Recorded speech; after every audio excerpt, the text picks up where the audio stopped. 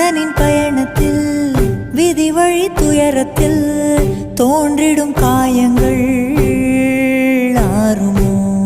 அன்பையும் பண்பையும் அறிந்திடும் ஒரு மனம் வெறுப்பிலும் சினத்திலும் வாழுமோ? வெளிச்சத்தை தரும் என்று ஏற்றிய தீபம் ஊர் முழுவதையும் எரித்து விட்டு தீயாயானதேனோ?